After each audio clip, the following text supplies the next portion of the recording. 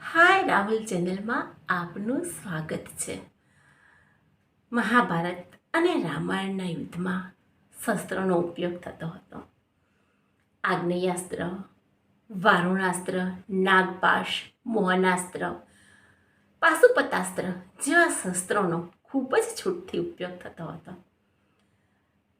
આ વિશે આપણે આગળ જાણીએ તો આગ્નેયાસ્ત્ર એટલે લોખંડનું બાણ કે ગોળો, તેમાં સ્ફોટક પદાર્થ કે જે ફટાકડા કરતાં વધુ જ્વલનશીલ છે એવા પદાર્થને સૂર્યના કિરણ કે વાયુનો સ્પર્શ થાય તો આગ ઉત્પન્ન કરે.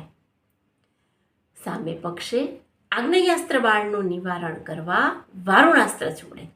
વારુણાસ્ત્ર એટલે બાણ કે ગોળામાં એવા દ્રવ્યો ભર્યા હોય કે જે વાયુના અસરમાં આવી વરસાદ વરસાવે.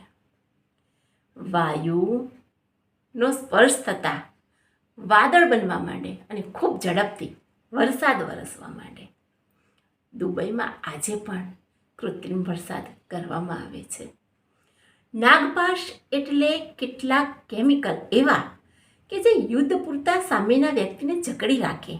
અંગોની જકડનને કારણે યુદ્ધ કરવાની ક્ષમતા ઘટી જાય કે સાવ યુદ્ધ ન કરી શકે એમ પણ બને. આજે ચોરી, લૂંટફાટ દરમિયાન બેહોશ કરવા જે દ્રવ્ય વપરાય છે એવું દ્રવ્ય બાણના આગળના ભાગમાં લગાડી છોડવામાં આવે.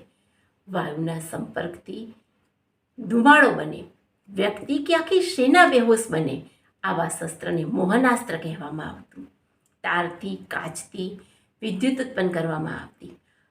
શત્રુ નાશના આવા શસ્ત્રને પાશુપતાસ્ત્ર કહેતા હતા.